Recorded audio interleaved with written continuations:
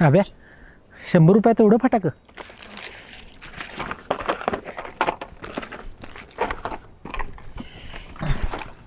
अभ्या मी तुला काहीतरी विचारतो. अरे दादा ते अरे त्या मध्यानाने केनं चोरलं. तू बी होतासच ना. अरे मी नुसताच होतो. अभ्या चोरीचं कधीच काही टिकत नाही. चोरीला शिक्षा असतेच. आणि तो असून बी विरोध केला नाहीस. आणि सोबत असून विरोध न करणं म्हणजे साथ देणंच असतं. अरे पण दादा तेव्हा मला काय चूक आणि काय बरोबर ह्याचा विचार नाही करू वाटला. साथ देणं महत्वाचं वाटलं. मध्या ऐक्या किरण्या लय चिवलं काय तर. आणि केवढा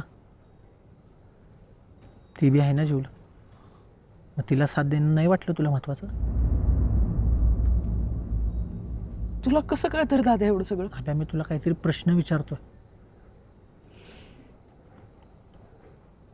तुझं घरी कळलं तेव्हा बघितलंस ना दादा किती त्रास झाला. आणि तूच म्हणतोस की आपल्यामुळं आपल्या घरच्यांना त्रास नाही झाला पाहिजे. अभ्या माझी गोष्ट वेगळी आहे. तुझी गोष्ट वेगळी. सगळ्यांचीच वेगळी असते. पण तुम्ही लगेच काय उद्या लग्न करणार होता का.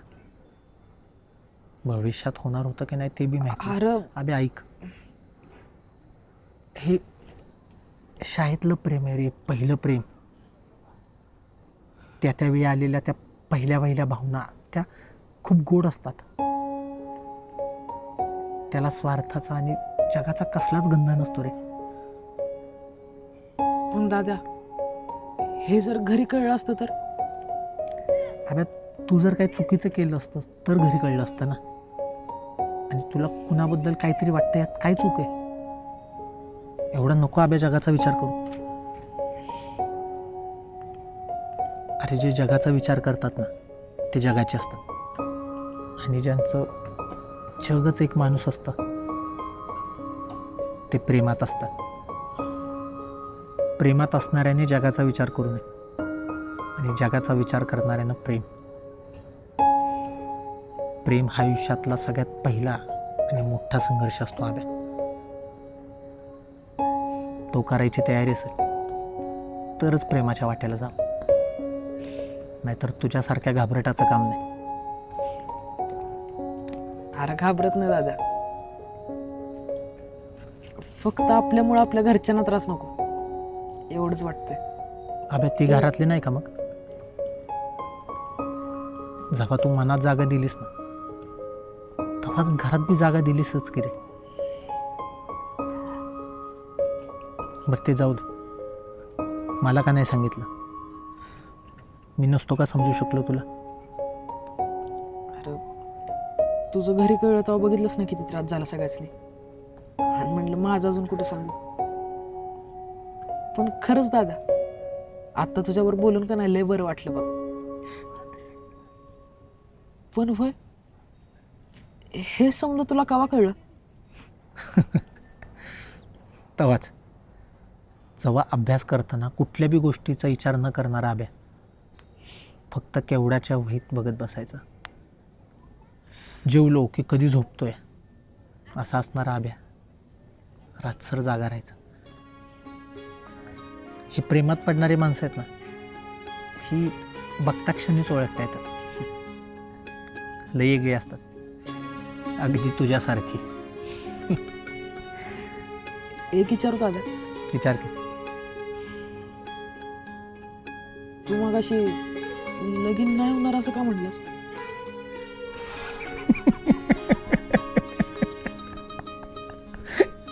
का वाईट वाटलोय. बर बाबा होईल लग्न बस का. पण अभ्यासात दुर्लक्ष नको. कळलं. किती बी वाटलं तरी शाळा संपेपर्यंत तिचा हात बी हातात धरू नको. कारण प्रेम हात न धरता बी साथ देण्यात आहे. कळलं का. हो पण ते पुस्तक वाचून दादा. मध्यानं दिलेलं ना. या वयात होतं साबे, कळत नाही आपण काय करत, पण कळलं हळूहळू. आणि नाही कळलं तर मी आहेच की, मी सांगेन तुला. होय दादा, असं काहीतरी असेल की ज्याच पात्र तुला बी माहित नसेल.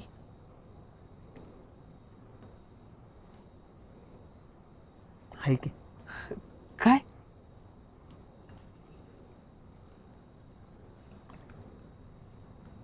माझं भविष्य.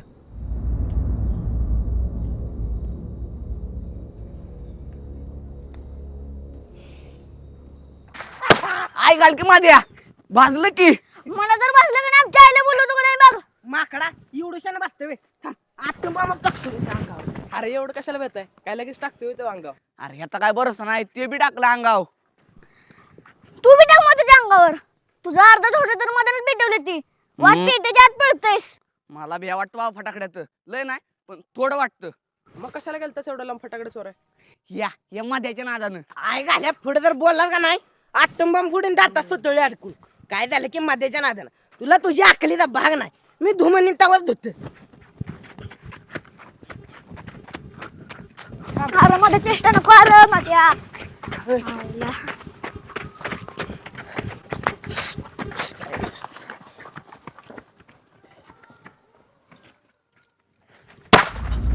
आई घातली आग लावली. ए पळा. तू मध्ये निघ. आपलं नाव आणणार बेल. कुणीच्या जप्तल करे. ए पळ.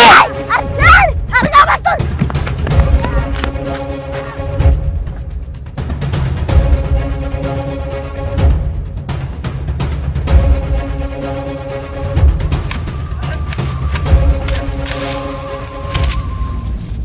इथं फटाकडा उडवू नका म्हणून. कोणी टाकला फटाकडा? हा आबा कोणी टाकला? आबा, बस करा. बऱ्या बोलाने खरं खरं सांगायचं. माझ्याकडे गेला चुकून. मला वाटलंच होतं भाड्या तुझ्या एवढी मस्ती कुणाला नाही. हो मालक, हो मालक, हो ऐका, अहो राहू द्या की. मध्ये आगाऊपणा करतो पण नुकसान करणार नाही कोणाचा मुद्दा म्हणून. अरे पण चांगल्या दिवशी असं काय घडलेलं चांगलं असतंय होय. हा अहो झालं ते चांगलंच म्हणायचं. अख्खी गंज पेटली नाही. ए पळा तुम्ही देवळाकडं, शाळेकडे लावा फटाका, पळा पटकन. चला, कशाला मारताय पहिल्या दिवशी? हा चला, फराळ चला घेऊन यांना. चला. हल्लाच ना मार आता. कसं वाटतं आता? सांगत होतो, नको टाकू फटाकडे. अरे मधलं सांगितलेलं कळतं का कधी? आता झालंय ना सगळं, आता ग बसा.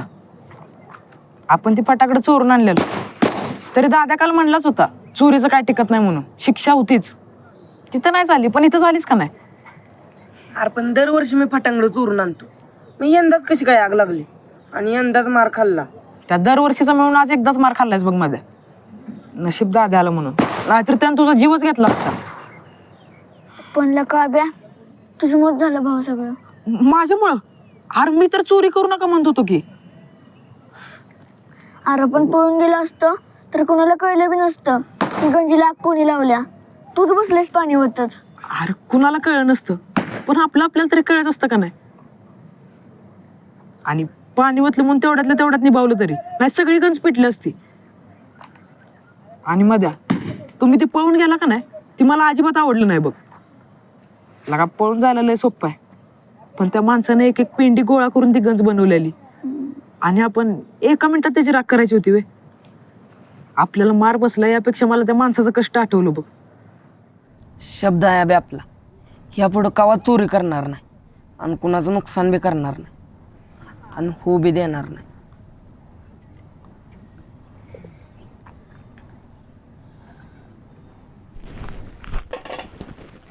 आय उद्या काही काम नसेल ना ग? झाला ना ग फराळ बनवून?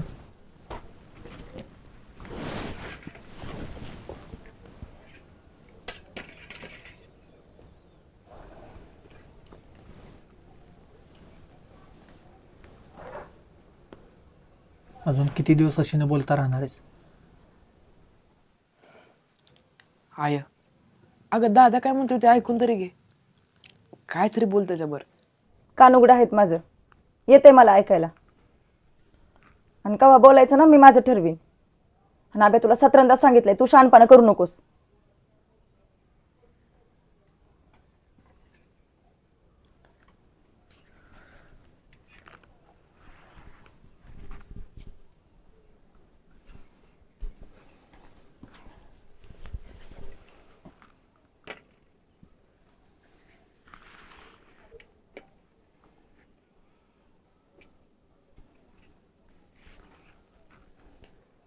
आब्याला सांग माझं मला हात आहेत, नाटकं करायची काही गरज नाही.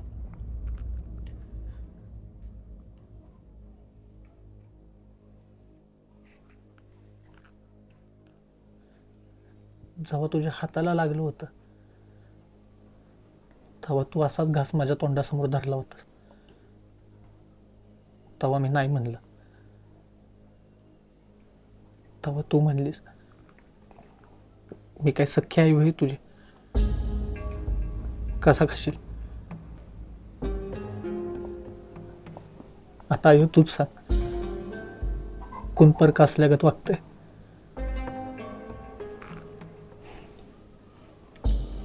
आई या शब्दाचा अर्थ बी जेव्हा माहित नव्हता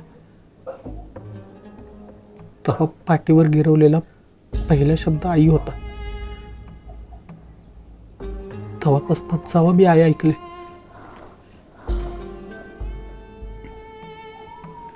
तुझा चेहरा दिसलाय ग.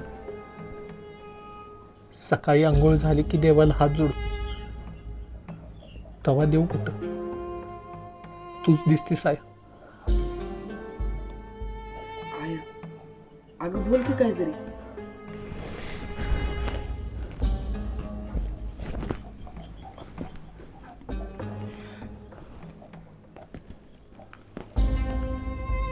आई तूच माझी सख्खी आई आहेस.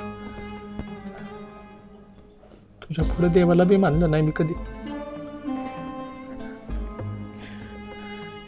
कोणती अश्विनी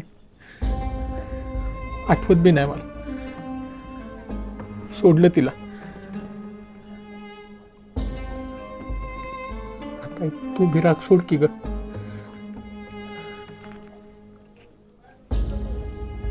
आणि जर तुला राग सोडवत नसेल तर मी हे घर सोडतो. हे जेव्हापासून तू बोलत नाहीस तेव्हापासून मला कर्म नाही तर मला एक घरच माझं वाटतं ना.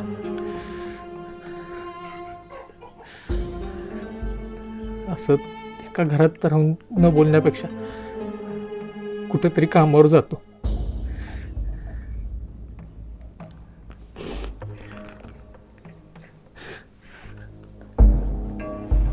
जाऊ ना.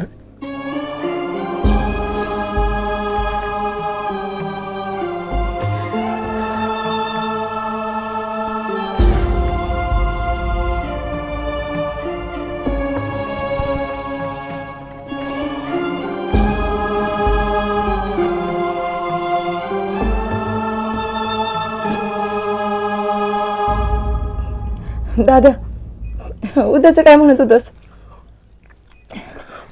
उद्या मामाकडे जाऊ, फराळ देऊन येऊ.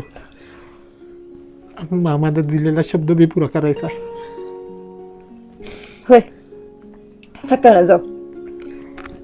आता जेवून घे पोटभर. रोज अर्ध्या भाकरीवरनच उठतोयस बघ. तू तरी कधी अख्खी खाल्लेस? एवढं माहिती होतं तर मग एवढं कसं चुकलास का दादा? आता चूक करणार नाही, आता सुधारणार आहे. उद्यापासून बघ